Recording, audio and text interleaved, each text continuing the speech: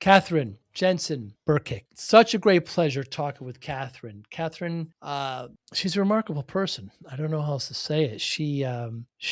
Her father was a therapist, household. There was some trauma that happened there eventually, but she was able to eventually take care of herself, figure out how to take care of herself, and then turn it around. She became a therapist. She had this epiphany moment that she'll discuss where she decided to start helping others. It's remarkable to me when that happens. I opened the conversation with meditation and how it's changed her life and what it's done for her, how she was introduced to it at a young age. Her book, River to Ocean, Living in the Flow of Wakefulness, very interesting perspective there, and how she wrote it. We talk about some of the areas there as well, but a really open conversation. She's very genuine. She's very honest, and she's a healer. I don't know how else to say it. I don't know how she would feel about that. But Katherine, I do appreciate your time, and thank you, viewers and watchers, or viewers and listeners. Appreciate it. Thank you. Hi, I'm Joey Pinz, and here's my 45-second introduction. After starting my business in the 90s, I started developing poor habits of eating in my diet because of working way too much. Before you know it, I found myself 340 pounds. The doctor told me if I don't lose the weight, I'm not going to see my daughter graduate. Took the next 7 months, lost 130 pounds. People think there's some secret. Ask me, how'd you lose that weight? Like there's some secret. There is no secret. How'd I lose the weight? Just one word: discipline. I've had other successes in life, and I attribute them all to discipline. Now, I'm not the king of discipline, but I believe that it can help all of us. Friends, colleagues convinced me to start a podcast. The podcast mission: how do we better ourselves and society? I talk to interesting people in health, fitness, sport, wellness, business, technology, science, art, and culture. And I eventually ask them how discipline plays a role in their life. Podcast vision: growth through learning from others. Good. Katherine Jansen-Byrkit. So has meditation changed your life? Wow, we're right out the gate. I love that. It profoundly changed my life. And now, because when I started a meditation journey, there hadn't been the research, the neurological research. I wasn't a therapist. It was kind of a spiritual experience for me, but it was also, I didn't even understand this, a real quieting of anxiety. I had never been diagnosed with, which I think a lot of people contend with anxiety. They're untreated and undiagnosed because they're not having panic attacks or they don't have phobias. So it doesn't meet that kind of traditional sense of criteria. So it was a profound sense of calm. It was an ability then to not be as a reactive a person, because I have contended with a temper in my life. So meditation has had a huge role in that. And just very deep spiritual experience with spiritual teachers and such, living in past. So, yeah. How were you introduced?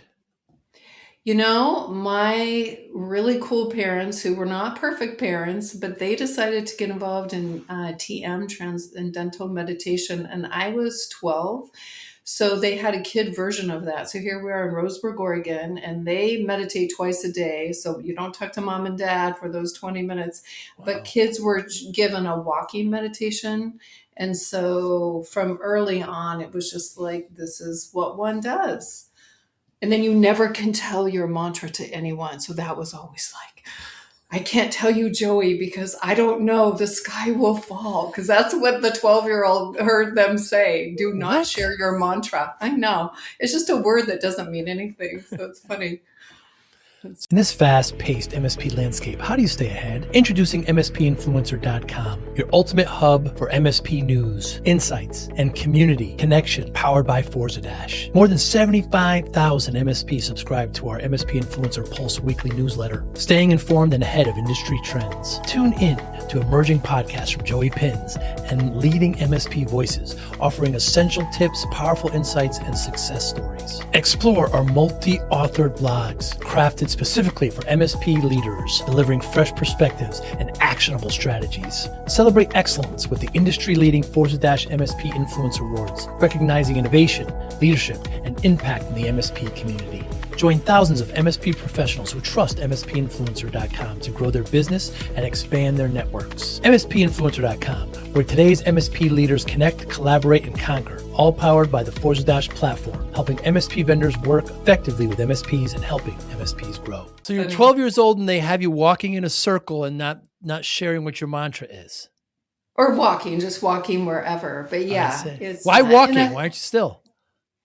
I think 12-year-olds have a hard time being Ah, still. ah, So they were ah, trying to work ah. with, it's kind of like a therapist that's going to work with a teenager and we're going to shoot baskets and talk about your Ah. feelings. We're not just going to do this. Yeah. Yeah. And so you were introduced to it, and then from that point on, you made it part of your life. I would say huge break. And when I came back to it, it was actually just through in my adult life hearing about a spiritual teacher that was in the Pacific Northwest. And having been raised with this idea that God is out there friendly, so I was Hmm. Presbyterian, so I wasn't scared of him.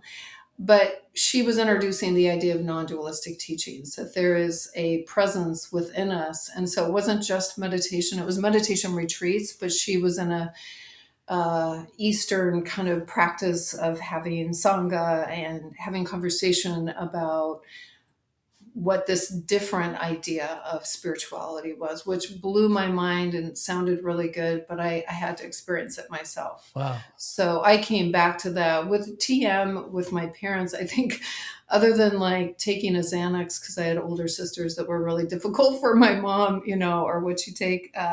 I guess it was a Valium. She took a Valium. Valium, yes. She needed to do something different, and so she was like, it was just maybe for the idea of being calm. And you practice it today, Hmm. and you still have all this time later. Oh, yeah. I mean, I've done 10-day silent retreats, Joey, but I do like 10 to 15 minutes a day. Once you build the neurology, what's cool, unless you have brain damage or get a lobotomy, once you have that there, it's easier to go back to. And the first part of meditation is torturous because when we get quiet, all the stuff we've been avoiding and all shadow parts of ourselves, like a lot shows up. It's not zen at all. So in my teachings for people, I say don't quit in the middle, because it's like you just got through the hard part. If you can hang in there longer, then all that mental activity starts to quiet, and Wow. that's when there can be really profound peace and love. And that was like at day 4 for Hmm. me in these longer retreats. So now I can drop in and it's very quiet, although I do other things sometimes in the meditation moments. But or there's guided meditation, which wasn't such a thing when it is now. So people don't just have to sit in the silence and just Right. try to keep watching their breath. You meditate, right? I This is part do, of I it. do, but Yeah. the thought of a 10-day silent retreat, that's fascinating to me. You did it with others in an environment, correct? You just didn't do it at home? I did, with a spiritual teacher who also happened to be, and I think importantly so, married to a therapist. And Huh. so when we would, between times of being silent for hours, and not note writing and not calling home, like you're at the Oregon coast and you are in silence the whole time. When you would come up, if you want to come up and talk about with David what was going on, he just had this perspective of understanding a lot of emotional stuff would come up for people, and he didn't spiritualize that. Like he could be like, of course there's some, maybe it's trauma stuff for some people, old, if they had never grieved, because there's nowhere to go. So all of that repressed pain shows up. And then if you don't have a container for that internally or even externally, it's really intense. Not like a psychotic experience, but it Hmm. is still very intense. Like right there, I just went, I mean, how silent is silent? No words, no sounds. In coast, no cell phones, no. Yeah, deep. And then when you come back into the world and you do feel like you're in the Wizard of Oz and you're not in Kansas anymore, it's like Yeah. everything is so, like a grocery store is like Wow. so much going on when you go that quiet. So I wouldn't have believed I could do it, but I Wow. kind of built up to a 10-day one. And Wow. yeah, And you can't listen to music either, it's right? complete quiet. It's complete quiet all the time. Hmm. Hmm. Get a touch of like, oh, what's moving through the body and the emotional Mm. system and even psychologically is because then you are in such a deep state. I would call it therapeutically now because I am a therapist now, core energy or core self. You could just see these things moving through. It's beautiful, actually. It feels more beautiful in a way than this world where we're running around trying to entertain ourselves. Hmm. Catherine, how do you know when somebody is still surviving even though they look successful? That's a really great question. Um, I think that's a kind of piece with anxiety because if I'm doing all the things that externally, either theoretically or to make me happy, or even sometimes make me happy, but for example, if I'm successful in my career, but my career is based on insecurity, i.e., I don't know I have intrinsic worth, so I have to prove myself. Hmm. You can't have a have to anything without anxiety being part of that. So I still enjoy my job. I don't even know this is going on for me, but why do I feel always some kind of deep unrest? Hmm. Why can't I retire? Well, probably because your worth and your identity are on the line. So it's and and so when worth gets in the mix in any part of our life, whether it's losing weight, whether it's a relationship, whether it's a career, um, we can get to some outcomes, which is wonderful, but without it coming from a different place, Hmm. like us not having a core belief that's fraught, like knowing I am worthy and that is why I lose weight versus or have a successful career versus I don't know I'm worthy, so I have to go prove myself. Wow. It's the same behavior, same outcome, completely different psychodynamics. Does that make sense? What's the difference between a therapist and a coach? A therapist is trained to do more of the diagnostics and to have a much deeper and broader clinical perspective. Hmm. A coach, there are depth coaches and there are short term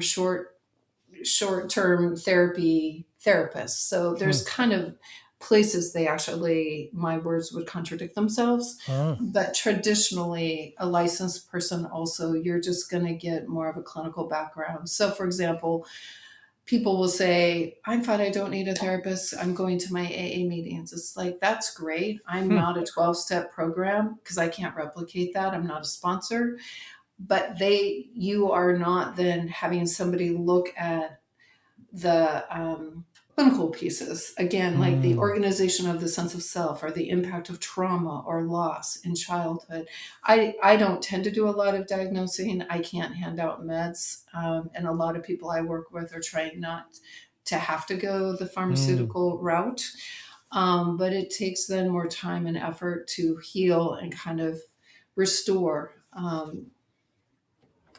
So you got to know your place in this biz. I feel like a coach is wonderful for certain things, especially a depth coach, but they need not to be calling themselves therapists or doing clinical work. Hmm. Um, yeah. I've asked this question before of others, and one person gave me this answer, and I remember it was years ago. But I wonder what you'll think of it. Therapists look back, coaches look forward. Yeah, I You would don't like not. it. No, because I think that's kind of the even the phrase moving forward, which has been so popularized in our culture. It's like, does that is kind of like a New Year's Eve celebrate. If I burn something on a piece of paper, or if I use the phrase moving forward, it's just gone. That's Hmm. actually just basically disassociation. If something's gone, you are moving forward. Our system wants to be in the present, I see. and we need to have a relationship to the future. Hmm. And for a time at least, have a relationship to the past if there were traumas unhealed, and certainly always a relationship to the past that is about cherishing and having memories. And it's all three actually have a place. In the mindfulness world, it's all about being in the moment. Maybe you Hmm. were told by somebody the coaching world is all about the future, and then, but I would see it in a much more holistic way. Hmm. Is it important? Is it important for someone to be diagnosed with something specific for them to know, or unimportant? How important is it as a diagnosis? Well, and you'll learn this in this conversation. Two things can both be true and they can oppose each other. Mm, I wrote in my book, Path Not Pathology, because I've certainly helped people undo sometimes misdiagnoses, or mm, they didn't have the brain research, so they didn't understand that actually we can heal and change a brain. It was thought to be much more of a permanent thing. wow. So once you're diagnosed, it's like that's it. That's, you might as well think you have blue eyes or whatever. Hmm. But I've also seen people, and myself included, where I didn't meet traditional criteria. And so I contended with an anxiety order, not knowing that I had it in some form. And I would have helped me to have somebody go, you have an Uh, anxiety disorder. I mean, I'm not a fan of the word disorder, but you have anxiety. And there's actually, whether you do pharmaceuticals, which again, I wouldn't do necessarily, but it would have helped me understand myself versus just giving myself a hard time. Why are you so upset? Or why are you so nervous about this, Catherine? It's not logical. So there's a kindness, a real kindness that can happen in that diagnostic hmm, world. hmm, Think of somebody with ADD that just thinks they're disorganized. No, their brain really does work differently. Think of somebody with trauma in a trauma response, and I have a thought on that too that I'd love to share. If you don't know that trauma brain works differently than a regular brain, uh, then you think I'm such a problem. My point is, people are using the word trauma too liberally, I yeah. think. Now, everything that's hard is trauma, and Mm, that's not true. And it's sad to me because it's really diluting those with trauma that deserve and need, and they can heal from it, but that needs to be a protected zone. Just like everybody that you don't like, their range of emotions is not bipolar, or mm, everybody that, yeah. has boundaries is a narcissist. So, Yeah, our those all culture get just, thrown around. Yeah, oh my God. yeah, Yeah. yeah, absolutely. I believe your father's a therapist as well. What attracted you to be a therapist? Well, my journey started at 16, well, really 14, when he left in the way of the context of this conversation. I had a really happy childhood, loving parents. He was a social worker, so in work for the county, so he was never in private practice. But he was alcoholic and none of us knew it. And he left at 14 and he did really an egregious thing and said to my sister and I, the two remaining of five daughters, I'm leaving the family, Catherine and Laura, which is, you don't tell children it's their Wow. fault.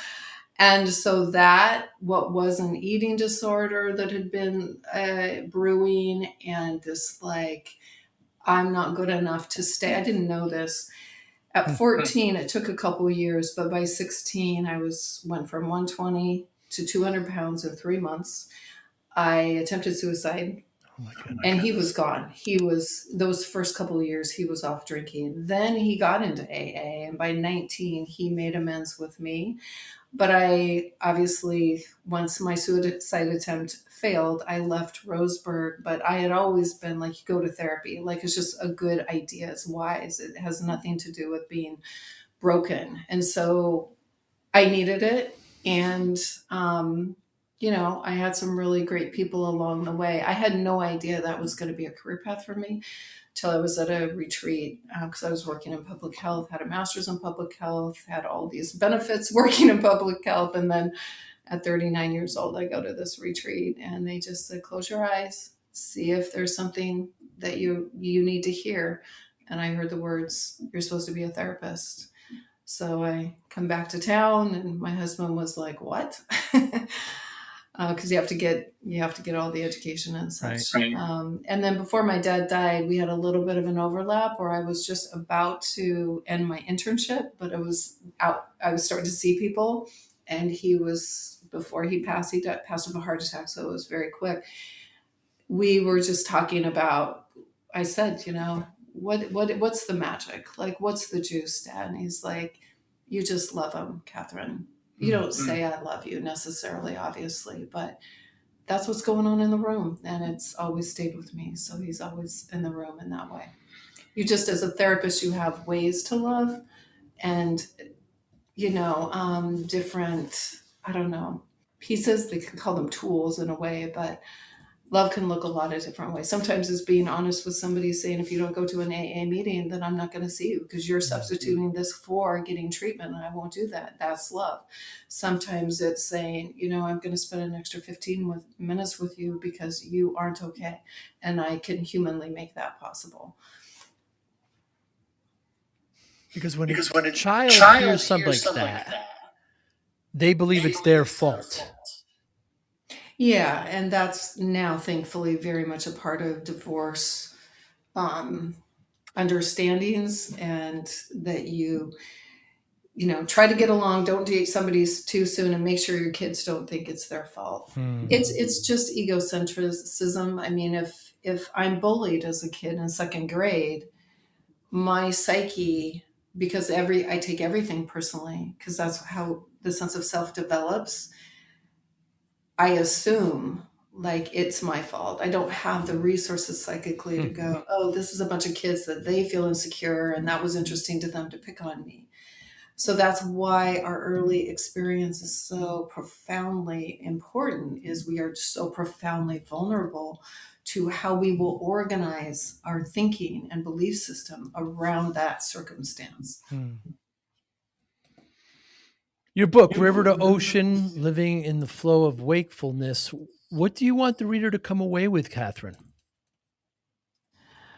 Um, that it's can be a messy ride, and that there's foundational pieces. For me, river as a metaphor to ocean is that we are all in this oneness. So it's these non-dualistic teachings. But every river, if you go to a river in New York or a river in Southern Oregon versus a river in Costa Rica, I live part-time in Costa Rica, it's like all of them are unique.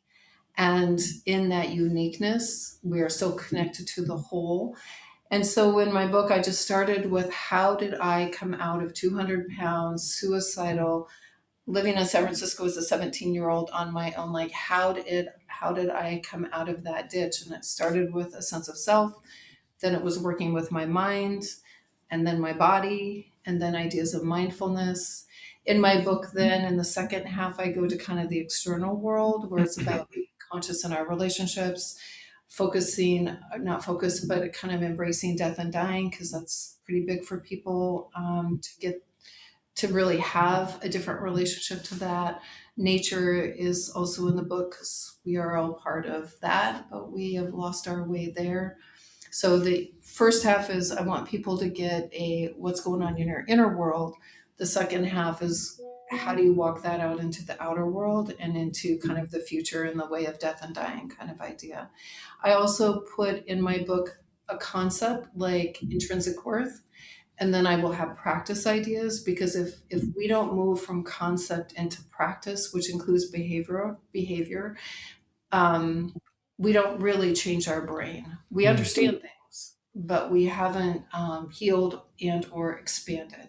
And then I throw in a story from the field, because I feel like we're all in there doing heroes' journeys. And when I used either clients with their permission and not their real names, or family or friends, to be like a story from the field, to make this real. Like the person in the book around embracing death and dying, Daniel died, and he wanted me to use his real name. He was in a process, he was my client. He got diagnosed. I said, Daniel, you're the person I need to ask. Like, is this stuff real? How could you be in your conscious self and not be afraid right now? So I tried to pick out people that were really embodying that thing. And on that note, on the intrinsic worth one, the first story I had was from a client whose father was absent. So it was kind of classic. Well, we know why he didn't feel good enough. His dad was not around. And then my daughter read the book. She was one of my readers, and she was at 25, said, Mom, if you don't put in people like me into your book, I can't relate to that guy. I was always told I was loved and worthy, and I still have a hard time feeling good enough. So I put her story in as well, so that it's not just you have to come from a trauma background or having an absent parent, to I think our culture actually can make it difficult to have a sense of intrinsic worth or belonging or lovability. Yeah. Catherine, how do you separate the weight of your work and your life? I have somehow this gift of not carrying, unless somebody's actively suicidal, and then I intentionally focused on their safety in a Yeah. more, um, the phrase for it is internal boundaries. You know, there's external boundaries where I say, no, I can't help you move. I need to do, that thing relationally. An internal boundary means I care, but I don't carry it. And so Hmm. some of us have it and we can still be empathic. Other people have no internal boundaries. So if they hear about somebody not doing okay, then they're not doing okay. Like they don't have enough of a space in between in a way. And they feel like if they have an internal boundary, they will come off as cold, Hmm. perhaps. So I never had to do this like, okay, I got to kind of let go of what happened today, or I'm thinking about I mean, I love all my clients and their stuff is their stuff, just like my stuff's my stuff. Hmm. In the book, you have 9 aspects of wakefulness. That word has been commandeered a little bit, but I like the way you talk about it. One of them is freedom from the mind. Explain that, please. Well, so much of our emotional pain, not all of it, but enough of it comes after thought. Hmm. And since what we can understand statistically, and I don't have a current version, and the one I know is so wild that I would want to see the research more specifically, like 90%, Joey, of our Hmm. thoughts are untrue. And and so even if I'm sorry. 50%, You said 90% of our thoughts are untrue? that is what I learned along the way. I am not proposing that because I have not done that I research. see. But enough of our thoughts are untrue, or enough of our story is partially untrue. The problem is when we believe it, two things happen. We will have the feelings that correlate to whatever that story is. And then there's a thing called confirmation bias. If I believe something, if I believe the world is an untrustworthy place, I Yeah. will see everything to distrust it. If I and this stuff is because we will even create evidence to support our belief system and not know we're doing it. And so freedom from the mind started with meditation. But as I say in my book, sometimes you can meditate for 10 days in silence, and some thoughts come from such a deep place inside, you have to really kind of sit down with a thought and challenge it. I mean, I wrote the book 7 years ago, so my own practice professionally and personally has evolved. I now invite people to think about where does that thought come from. Hmm. But just as a first step, just automatically believing every thought, it's really better to be neutral. Is it true that Joey is enjoying this interview with Catherine or not? I don't know. Hmm. I don't know. I would need to ask you. And so when I we am. see the consequence of our thoughts, our mind is so powerful. And it's a wonderful part of us, but versus emotion and intuition, it is not the only part. And if it's inaccurate, just to give people, I felt like your relationship to yourself and your relationship to your mind, if you get nothing else out of the book, if you can sort those two things, that is a happier, healthier Hmm. quality of life and existence. Yeah. This is purely anecdotal, Catherine, and I'm excited to hear your response. But I have found that friends, colleagues, when they get stuck, I find 3 ways it happens, and it could be a combination. One, I find, is that they're trying to control things they can't control. You just mentioned, you don't know if I'm having a good you don't you can't control me. So just trying to control things they can't control. Number 2 is the whole holding off on happiness. I'll be happy when I lose the weight, or I'll be happy if I get the raise. So the kind of holding off on happiness. And then third, I find they talk about, this happened to me in the past, therefore that's the way I am right now. There's really nothing I could do about it. Or this is going to happen in the future, and now I'm concerned about it because it's going to happen there. As a therapist, you must come into these things. I wonder what you think about my 3 anecdotal ways people get stuck.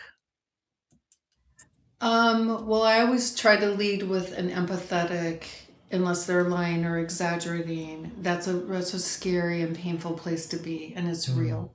And mm, I certainly was stuck. And so I'm careful not to be simplistic or minimalistic. mm. And people have literally fired me as their therapist because I am so about, we are, a lot of the time, if not most of the time, we are not a victim to our circumstance. Hmm. So while I'm having this feeling, and it's a human experience to have compassion towards, I have compassion towards, I also hold people from a deep place of empowerment Mm. and choice. And I do live in a certain culture, and I have had certain privilege, and I'm aware of all those things. So again, it's a complex conversation. And if it's the first session and you're like, this has happened to me, and I would find a therapeutic way, Joey, to say, I would imagine something different for you. So Hmm. I don't confront people, but I invite them into, Interesting. what if that's a story? What if that was true, but now you have resources you didn't have before because Mm. you're at least one day older than, and probably a lot more than one day. What are you getting out of your victim story? Now, if I know somebody well enough, I'm going to challenge them lovingly a little bit about that. I remember a person I worked with, and her husband had years of sex addiction. And I was like, just so much trauma for her. And at the end, it kind of came to, and she had the kind of, I don't know, whatever, the fortitude to be honest with me. I had to look at her and I said, I can't help you. I actually don't think you want to heal. Wow. You and I don't think she did. I think she was so injured and went into that with a fragile sense of self, and then obviously that's not okay what happened to her. It had become her identity. To heal would literally be transcending the only identity she knew. And even though it brought emotional pain, she could build a life on that. She was the victim. So you just got to be lovingly suspicious and teach people to be Hmm. lovingly suspicious about, are we stuck? Do we kind of want to be stuck? Does a part Mm. of us get something out of being stuck? And then the research to one of those examples you gave, what was then and this is now, Yeah. again, we can grow a new brain. That's just, unless there's brain damage, that's just simply not true. Hmm. And the happy when, I mean, we live in such a Western culture of projection, and so many people arrive there and feel either shame and or just deep, like, I work so hard to prove myself. I have all this anxiety. I arrived. Where's my happiness? Mm. And then they die, you know? So, what is true happiness becomes really the conversation to have with oneself. What is the meaning of life Hmm. today, right now? And even in losing weight, let's have that happen through loving ourselves, not because then it will usher in some, I'm thin and I can very much be unhappy. But the 16-year-old thought in me thought, I'll just lose the weight and everything will be, rainbows and butterflies. You have this experience, right? In your Yeah. journey of losing weight, and you still have life on life's terms. Yeah, most certainly. You mentioned that the patient, your client, I'm not Fine. sure, would fire you. Are there certain people that you won't work with?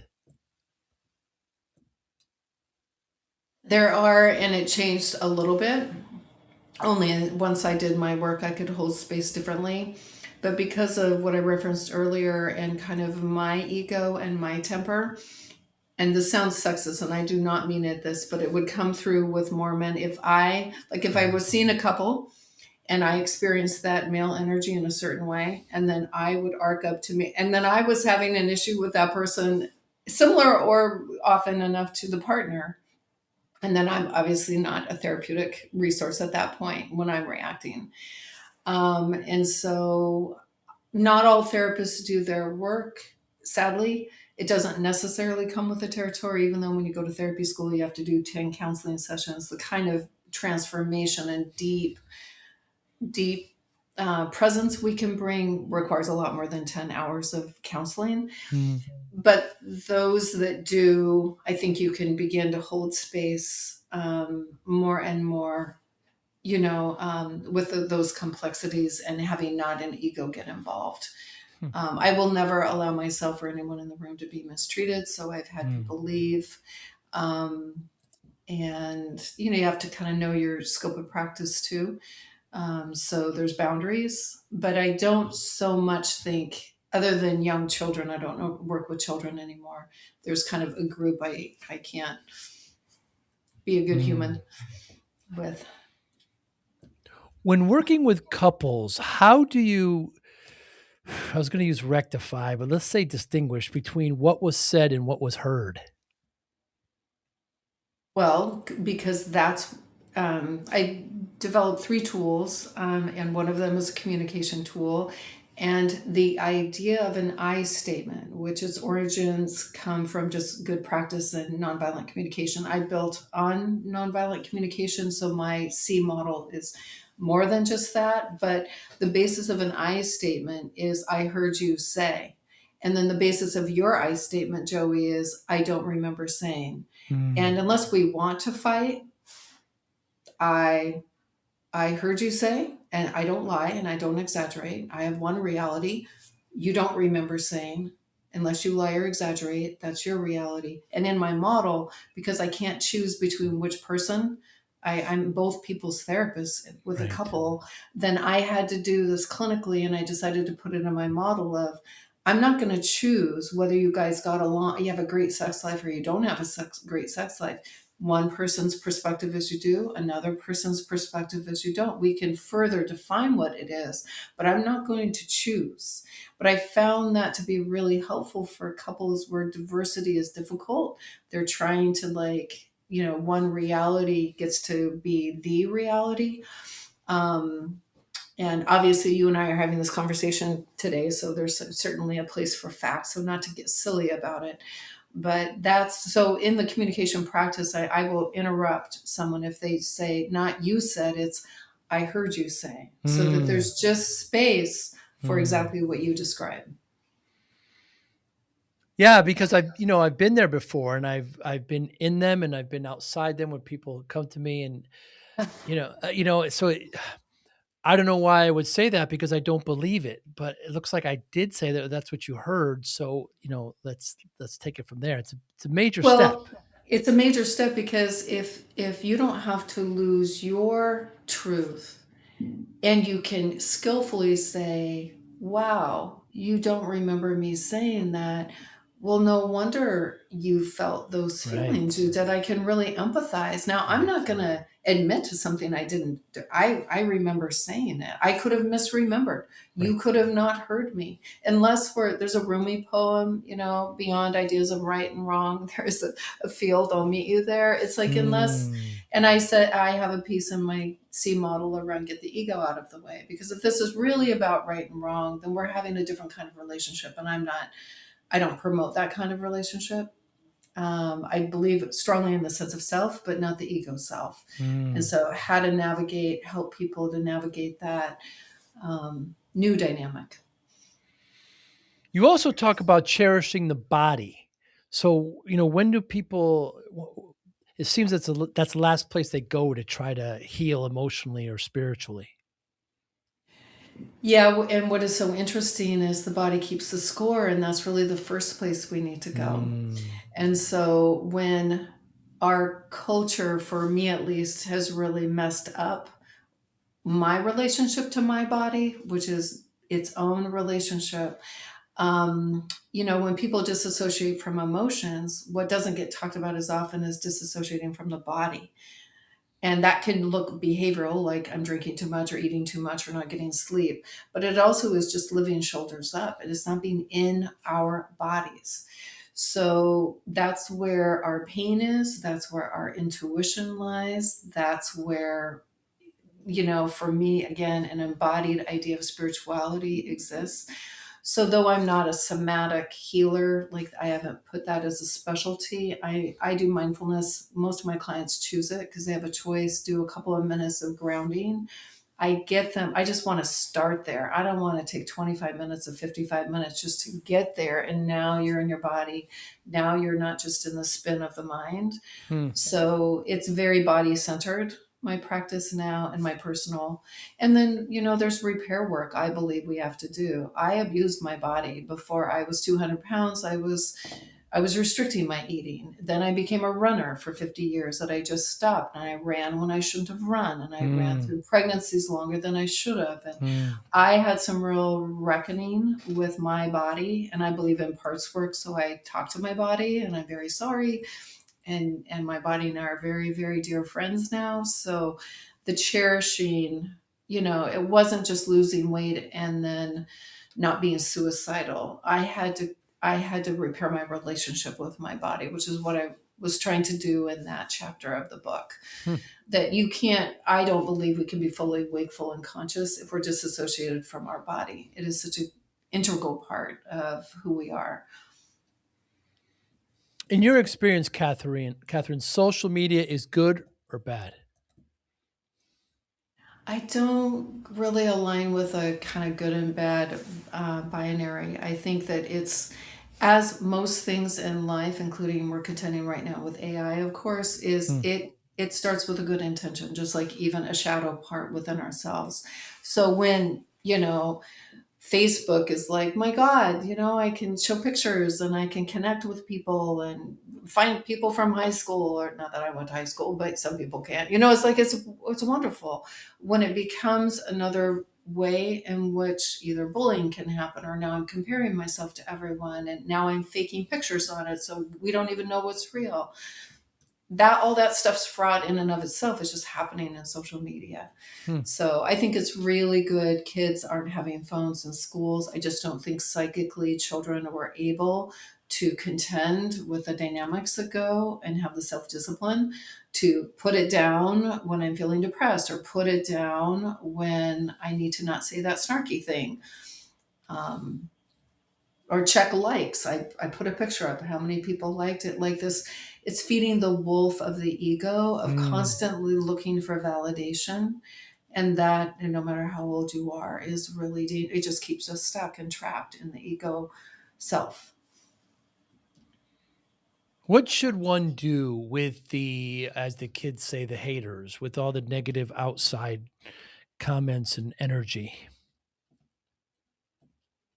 Well, it's kind of the, even though you can't really do this, imagine a world in which you don't take it personally. That's what I Mm. meant earlier. That's why that restrictions, I just think, sadly, need to be in place parentally or otherwise. So where a kid can look at, oh, you're doing this to me to feel better about yourself, whatever Mm. version that is, or you're doing this as a part of a group that's doing this to me because you need to belong, and that's how you're belonging. Basically, you joined a game. The need to belong, the need to know I'm lovable, and the need to know worth. If it's those things are not intrinsic, then we seek them because it's a developmental need, because that's the sense of self is developing. And so when I work with teenagers and they can not only just have a safe place to just talk about what's going on, when they can kind of like, this is a context in with it, which is, it's not okay, but they can understand that context, which of course we can, the further we get from it, if I don't bully someone else or commit suicide, or take it on and go Uh, underwater with it. Um, yeah. what if discipline wasn't about punishment, but about unlocking your best self? I spent 2.5 years writing Discipline for Greatness because discipline changed my life. And I know it can change yours too. This isn't theory. Inside, you'll find real, practical steps you can use immediately to focus better, build stronger habits, reduce stress, accomplish your goals, and bring more balance to your life. Whether you're trying to get healthier, improve your career, or simply feel more control, this book gives you the framework. Start today. Grab your copy of Discipline for Greatness at joeypinz.com/book. Thank you. I heard this kind of parable recently where the crow is the only bird that attacks the eagle. So it'll come on the eagle's Mhm. back and start pecking at it. And the eagle will not flinch at all. They'll continue to fly. And what happens while the crow is pecking, they'll actually fly up higher and higher. And they'll get to an altitude that the eagle can simply handle, but the crow cannot, and it stiffs and it falls off. So when the outside influence is there, perhaps just rise higher above it. Exactly. That's a beautiful metaphor. I do a lot of writing, as I did in my book, in metaphor and teaching. And people really love that visual. And Right. it's also to engage is to give something power. Now, that doesn't mean we allow someone to mistreat us, but, you know, coaching, counseling on what's going to be my true peace and freedom. And the thing about being a therapist, Joey, is I work with the bullies. I've been Mm, a bully. Like mm. nobody really gets away with anything, and people will take it to their grave. I tripped a girl in third grade, and I have tried to contact her through Facebook. I Wow. mean, I've let it Uh, go because she's not available, but I carry that because that was like, oh, I'm mean. There's this meanness in me. It's like I was being a bratty kid. I don't even know why I did it. I remember doing it. So that's a kind of karma, not just karma, because that's about a next life or something, but there's a kind of justice in knowing. So I will say that, like, they're not really getting, there's a little chink of shame in there or a lot. And, so be careful what you do and how you respond because you don't need to live that yourself. mm. Catherine, you've been in a 35 plus year relationship. What should we learn from that? I mean, it's rare these days, isn't it? Yeah, it is. It's rare when it's a happy, healthy, and I have very high standards. And if my husband were sitting here, Joey, we would playfully, but not fully, non-seriously talk about we have always been ready to go if this is not a conscious relationship.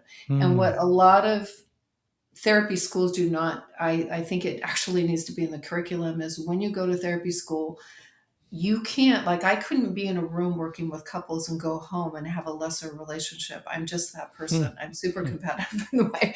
I mean, I try not to have a lot of it. So it's like, oh man, oh man. Like, and so I have just becoming a therapist, and now 25 years of the 35 I've been a therapist is like, Gary, guess Wow. what? We are going to have to be at a whole nother level. I'm his third marriage. He had 4 children when I met him. We never would have swiped because it's like I didn't even know I wanted kids. And then I met my older children, now I call them, because there were a blended family. And then it's like I even want a baby and I didn't even know. It's like I want Huh. to marry you, but if you're not willing to have a baby, which means number 5, and then we went on and had number 6. So it's 35 years, Wow. 6 children. He's a chiropractor. And somebody who, and he would agree and not be offended by these words, kind of felt like he'd done a lot of personal work, and he was exciting and wonderful and handsome, and I fell in love. But he really now has done his work. He's actually a life coach. And so I'm on a path of evolution. My relationship is on a path of evolution, and that's how it works. Hmm. Like I would say, like, I wanted to be you, Gary, but these are the standards. um and they're really kind of non-negotiable for me.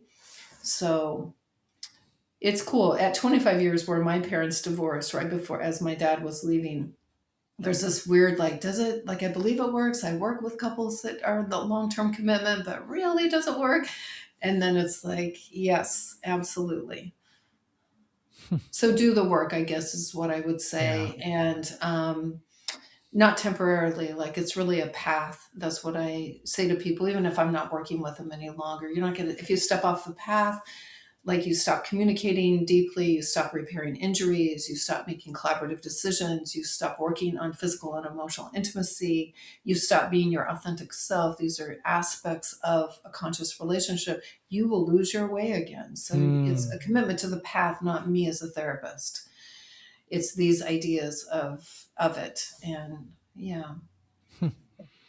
Catherine, what's the difference between reacting to a wake up call and integrate it into the daily life?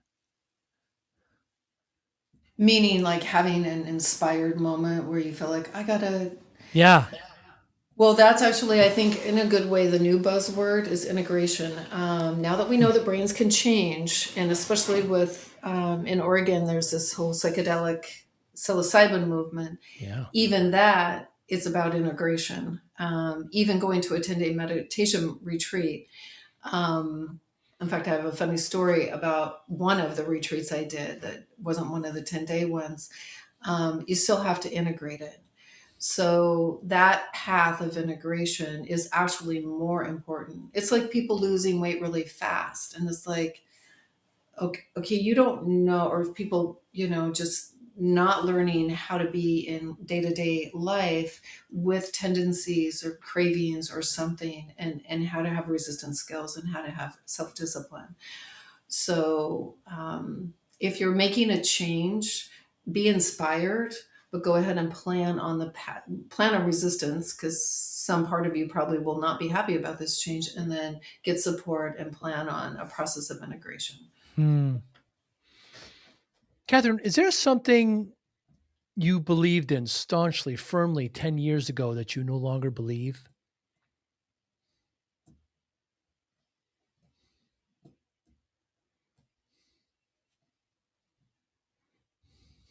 Um, this sounds super pessimistic, but it doesn't feel It's pessimistic to okay. tell you this, Joey. I think there was which is now also might sound political, and I don't mean it politically. There was this kind of feeling of like the world is waking up, and Hmm. at least partially, I do feel like, yeah, we don't put people in this country, at least, or most countries, and watch them be eaten by a lion and think that's entertainment. There's Hmm. an idea that violence should just be entertainment, and not real violence is not okay. So, I mean, I guess I'm still a bit invested in this idea that maybe in time to save this planet, which I believe is in very, very dire straits. But I also now can appreciate that things are cyclical, and that consciousness and then unconsciousness and then the consciousness that meets the unconsciousness kind of is the way of the universe. And so that's really sad when there's real people and real harm. Hmm. It's like, how did we get to animal abuse laws? Enough animals had to be abused. How did we get to child abuse laws? Enough children were slaves and abused. So it's always, how do we get there, what it takes to get there. But a belief in deeply in humanity and in this country right now that we will find our way. We will, and we are finding our way. Um, to Hmm. each other too. I think one thing that's emerging that's really cool is this idea of belonging, and really starting to question the whole paradigm of individualism, and how that's then isolation, and isolation then becomes othering and separation. And once you have that, something like what's unfolding can much more easily unfold, Hmm. versus community and people belonging to each other, even if they have somewhat different worldviews and perspectives. Is there a question, Katherine, you wish people would ask you more?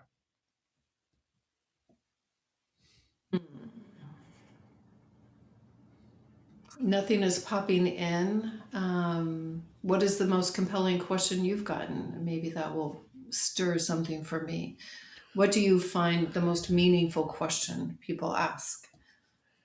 It's interesting. A lot of times people turn it around. They say, well, I don't wish they'd ask me, but I wish they would ask themselves this question. I've certainly heard that before. Uh, and there's no real wrong or right answer. It's just, I'll go on to my next question, but if you think of something, please let me know. So, my journey. I started my business back in the '90s, and I was working way too hard and 14-hour days, not paying attention to myself body wise, and exercise was, in the back seat. Next thing I know, in front of the doctor, she tells him I'm at 340 pounds. So I'd gained all this terrible amount of weight. And she says to me, if you don't lose this weight, you're not going to see your daughter graduate. So, it scared the life out of me. My daughter was just born. First of all, the thought of me bringing something so beautiful into this world is crazy. And I'm much bigger than myself. Now, what I do, has effect on her and my wife and my family. So I need to make changes. So she didn't motivate me, but she knew what she was doing. It angered me, which was fuel at that time. So I lost 130 pounds in about 6 or 7 months, and I kept it off. You can't look at these things like finishing lines, right? These are lifelong changes you have to make.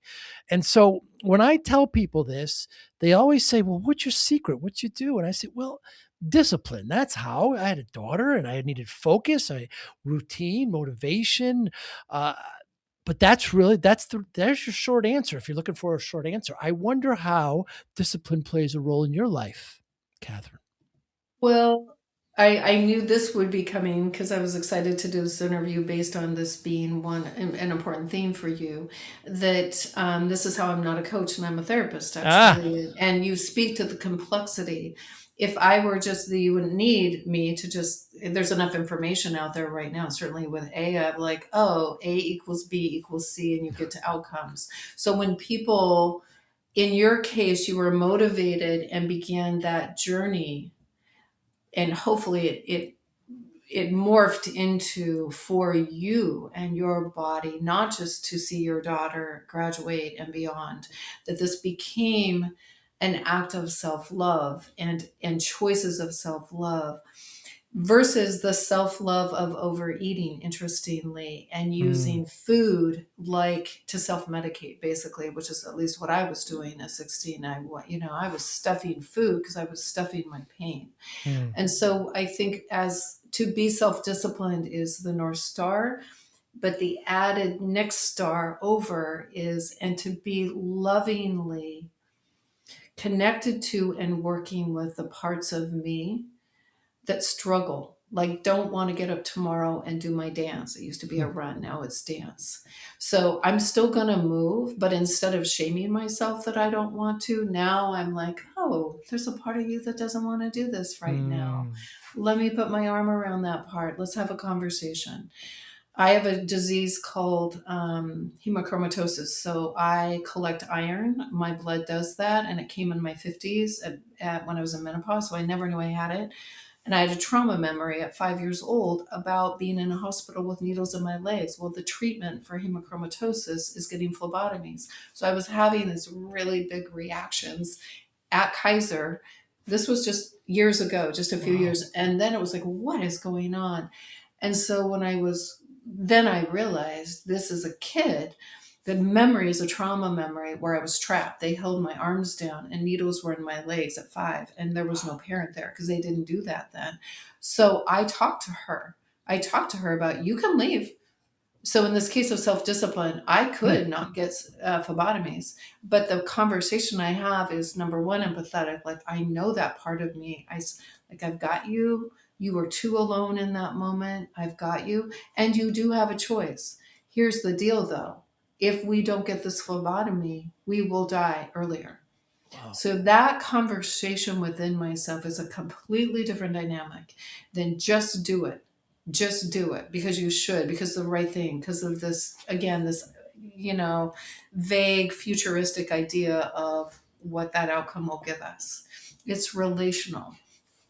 And so I wish people would ask not only what part of me wants to express itself, but so that's whatever, playfulness or joy, even though times are hard, or whatever it could be. But what parts have you alienated, disowned, and they were a part of you, and it's time to bring them home, not give them the car keys. That's them being back in Mm, control.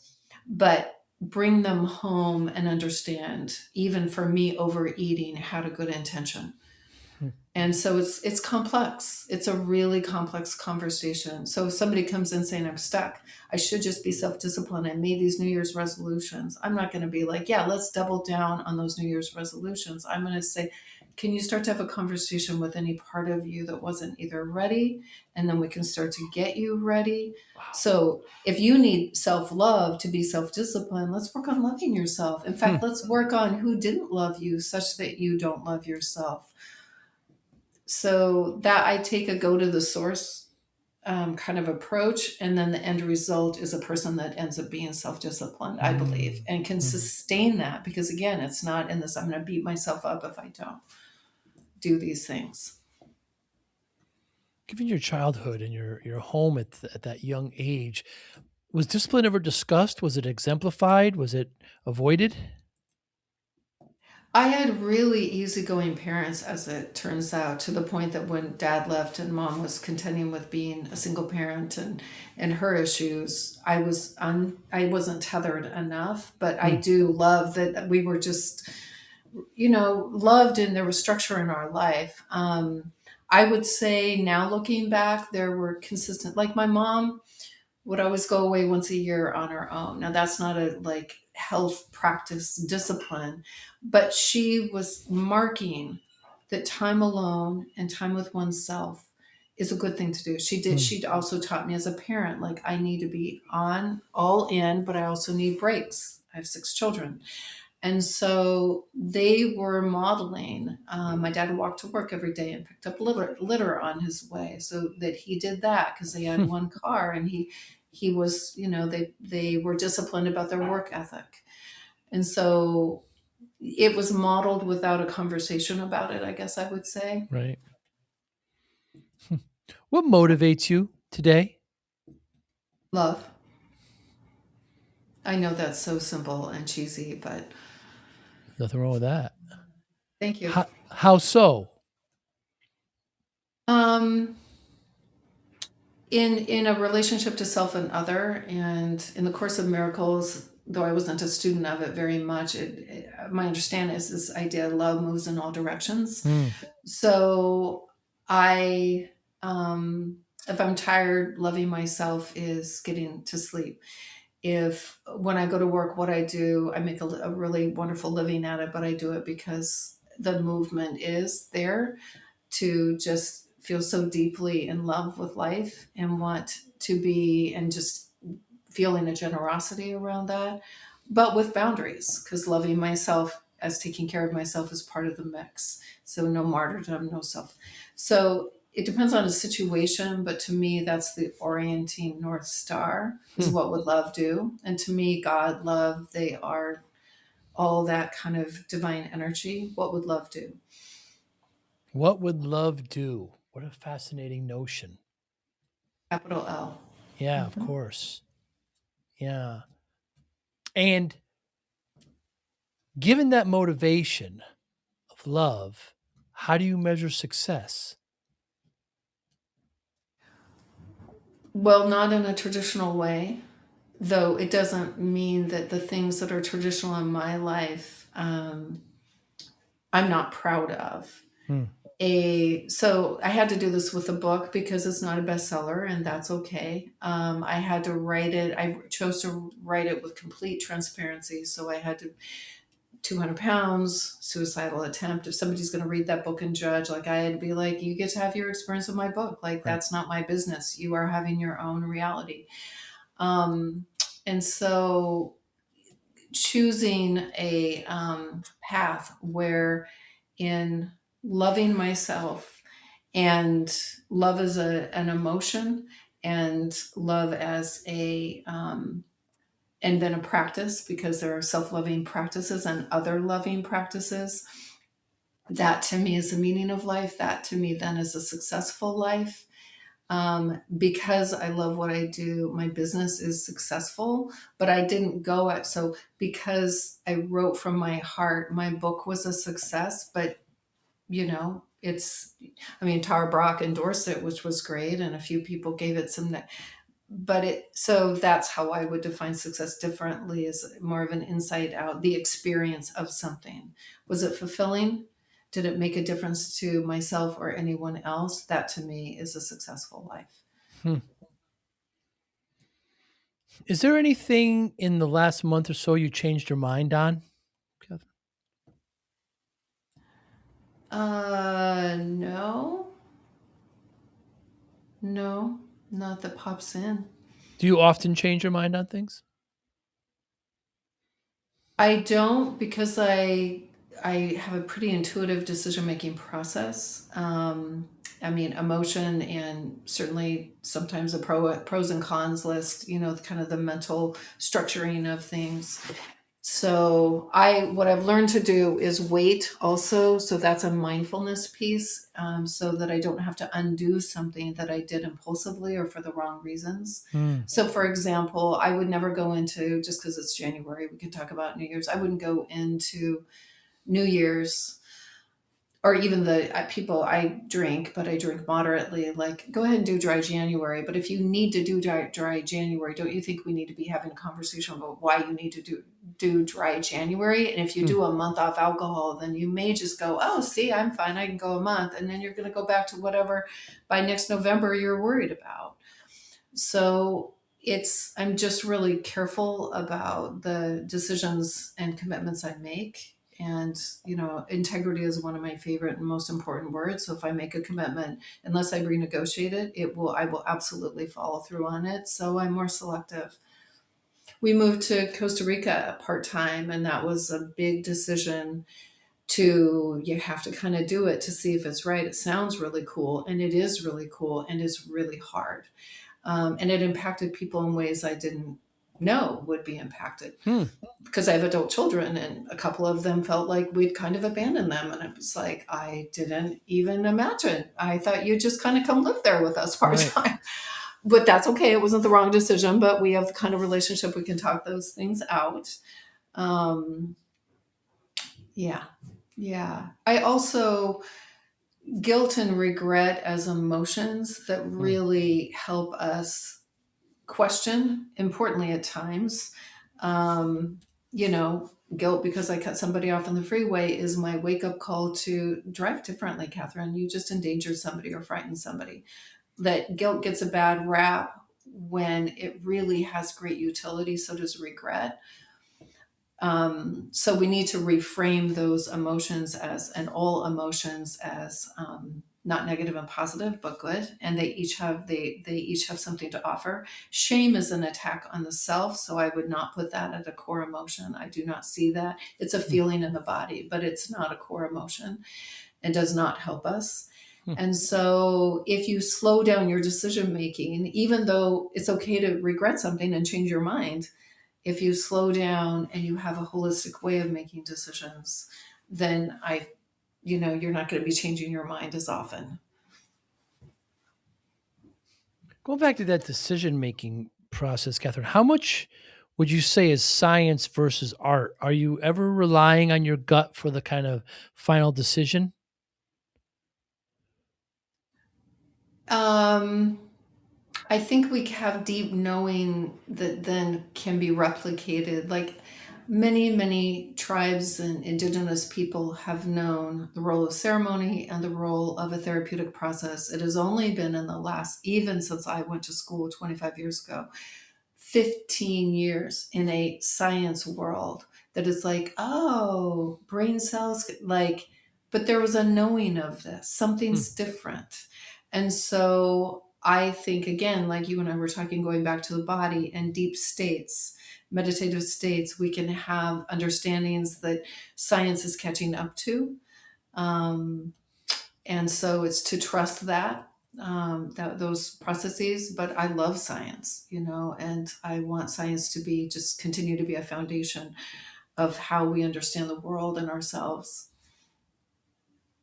Yeah, I had as a do I. person recently, it was interesting. So I said to this new person, so I do mindfulness, and why don't we try it one time? And if you hate it, we'll never have to do it again, because it's a choice, working with me, but you might want to try it. And he went right into, well, the research about mindfulness is actually fraud. And it was like, so he went science on me, but I would say, Joey, this was something different was really Sure. going on in the room. Sure. Um, and that's okay. It's like, oh yeah, maybe I mean, I don't know how many thoughts are true. I could be completely, I'm certainly not trying to lie, but maybe most of them are true. So sometimes I guess people can use science as a dodge, Mm. and because something deeper and more intimate might be happening, and that's a way to stay in the head. Uh, yeah. Yeah, it is interesting to me. it's wonderful how open-minded you are, Catherine, when somebody approaches you with something like that. So maybe it's true. Let's hear it out. I mean, like I said, I have more as I get older, I find I have more questions than I have answers. So when I hear a perspective like that, I said, well, okay, tell me more because this is what I've heard, this is what I think I've learned. What's your perspective on it? I think as a society, and if even our political leaders would adopt this theory, perhaps we would be in a better place as well. But it's nice to be open-minded. It is, and that idea, it's like Brene Brown's like latest Mm, thing, right? Curiosity practice is getting all the rage, and it used to be authenticity and vulnerability, and now we're on to another cool word. Well, it's and I actually the guy who wrote the love languages, that romantic, which was a great starting place, but he didn't have expressing interest, which is another word for hmm, curiosity in the mix, because people feel so loved when a person is curious. It's such an important skill. It's also important to have critical thinking skills, and that involves thinking, not just intuition as well. So it's less about what's your perspective, but for me, it's how did you get there? And not in a like I'm challenging you on it, but I would challenge people that are easily opinionated and very little and not super informed.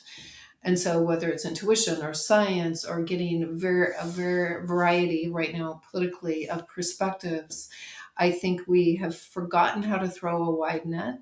And it's important what our process is. It's deeply important that the process, that's how we are trustworthy as humans, as individuals, as a couple kind of thing, if those differences are playing out, and certainly in society. Yeah. absolutely wonderful. And people don't know. It's like, okay, how do you become curious? It's like they'll ask one question. It's like, Hmm. so there's, to actually like empathy. Some people have to grow that part of their brain. They're just like, oh, sounds hard. Now, did that feel very empathetic? There's a vibe that comes with that. And in curiosity, it's not just how was your day?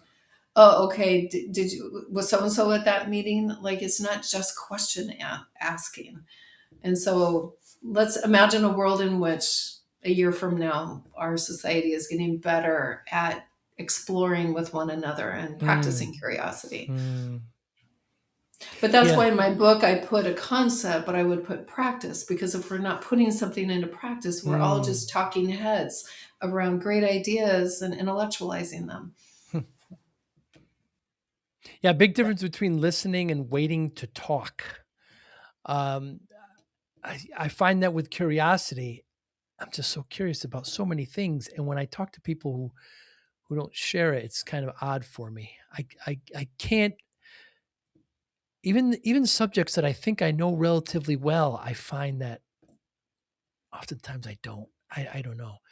Yeah, well, Some that beginner's mind, have you heard that phrase? sure. That is the wisest people have beginner's mind because Mm. they understand, because there's not an ego piece of being right. And there's such awe. There's so much we don't know. And that doesn't, for some people, that's really destabilizing. So it's not like, yeah, I know nothing and I'm disoriented. No, there's a foundation. But from that foundation to look at the skies and go, there's so much we don't Mm. understand and know, and to have that open-heartedness and curiosity as a stance, kind of as part of the core self. There's an idea of the core self in internal family systems work, and there are 8 C's, and one of the C's, the letter C, is curiosity. Hmm. So it's a space, it's an energy, and it's very annoying once you kind of drink the lemonade of like curiosity practice. It's so annoying when people don't reciprocate that. And, Hmm. and in fact, and I love Costa Rica, but one annoying thing is people just kind of talk about themselves. They don't ask you much. Everybody wants to tell their story, which is fine because they're all, many of the people we know are expats, but where's Oh, interesting. and tell me more. And in my model, it's a 2-person process, but the first person goes and they say 3 to 4 sentences. And then you reflect back, which is also a skill. Like, so what I hear you say, Catherine, and just 3 to 4 sentences, because you'll forget if it's more. And then you say, did I get you? And I'll say, probably yes. And then you say the magic word, is there more? And that's when eyes light up. Is there Ah. more? And in my model, it's the most concise way to have a conversation because people don't exploit it. I'm Hmm. not going to just go on and on and on. I already know you understand me. I don't have to repeat myself. You're sustaining that interest, saying, "Is there more?" And probably three or four times around the lap, around the going around, I'll say, "No, there's no more." Unless the topic's so big, but if the topic's not too big, so it's cool. It just finishes in Hmm. this sweet spot of like, wow, I feel really heard, not just listened to. You were not waiting for you to say something because you couldn't, because you had to ask this other question, is there Hmm. more? And you had to keep track of what I was saying. I end up listening to a lot of podcasts because I do research on the guests I'm Mhm. going to talk to, and so many of the hosts are interrupting and they're not listening. It's unfortunate that it's a skill, but it really is. It's just listening and talking in this kind of form where you're actually communicating. I guess some of us need to be more practiced at it than others. Yeah, and this whole world in which, podcasting and the context obviously of this conversation is such a wonderful thing. And it's like social media.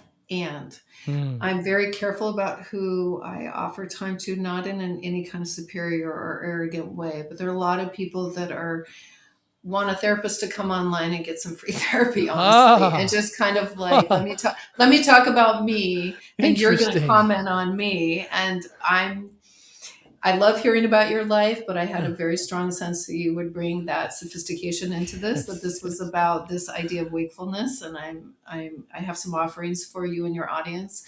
So I have learned over the years to vet that. There's also just the compassionate part of me, which is another C of the core self. Compassion is I just think people are touch deprived, not sex deprived, touch deprived, and they're attention deprived.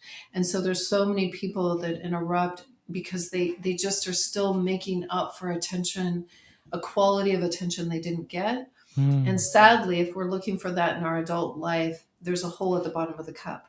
We will never get enough attention if this is an unmet need from childhood. We have to do a U turn and go in and heal that kid in us that just needed more and didn't get it, Hmm. and not walk that out into our adult life. Attention seeking behavior kind of stuff. I like how you make that distinction between touch and sex. There's a big difference there. Yeah. Yeah. Yeah. Yeah. Because the studies just on hugs are incredible, how they're beneficial. And we do hear a lot lately. I wonder what your thought is, Catherine, on just specifically, I don't know why, just male loneliness versus female loneliness. Is that just a trend I'm hearing? Do you hear this? Oh no, I think the research, going back to our friend science, is bearing out. Um, because of that sad and continued conditioning, at least for some boys, which then become men, that there's a problem in being vulnerable, that their sense of being with what's going on within themselves is so much more solitude, a walk of solitude in that, where girls and then women are like, I undo aloneness because I can be with you, not just because we're getting our nails done, but because my boyfriend just broke up with me and I'm really sad, and we get to cry together, and we get to, like, there is connection in vulnerability, and there is shame and vulnerability for some boys and men. And so that creates this just kind of separateness and isolation and loneliness and anger, understandably so, you know. So yeah, I think that, and that even played in probably politically, and in Hmm. one of the Golden Globe shows that got awards, Adolescence, that was really intense to, Hmm. boys that don't feel like this 80-20, 80% of women want 20% of men, Right. and feeling, and now you don't need me to make money, and maybe you don't even need me to have babies because you could do that on your own. Like this sense of, how do I matter? Where is my place? And we all need to have a mattering and a place. And I don't think it's the men's movement to not override that there's still sexism, to my experience and understanding, but that doesn't have to shade out and cancel that, the bus is left without men in a different kind of way and in a deeply important way. It doesn't have to be me or you, just getting out of these binaries. Do you relate to that, would you say? No, I don't. I don't really. Men don't share that kind of stuff with each other either, So perhaps that's part of it. When we've Yeah. done couples retreats, and generally they've been heterosexual couples, though that's not required, obviously. We do this even when we don't just have heterosexual couples. I'll take the women and Gary will take the men. So we have this small group. Now the women, we can be done in an hour because we always talk about our body image and what's going on and how we feel about our sex life. But the men who have not maybe ever had this conversation, I Interesting. cannot get them back to the larger group. It is like a men's group that they never knew they needed, Ha! wanted, and they love it. It's like, oh Wow. my God, yes, body image stuff comes up for me too. Or I feel all these feelings. And just this male intimacy is so beautiful. It's so beautiful. Huh. Want to show your love for discipline, inspiration, and the Joey Pinz podcast? Now's your chance. Introducing the brand new Joey Pinz merch store, where style meets discipline. Choose from premium apparel, cozy hoodies, stylish hats, durable bags, and your new favorite coffee mug, all featuring the iconic Joey Pinz logo. Perfect for podcast fans, discipline enthusiasts, or as unique gifts for friends and family.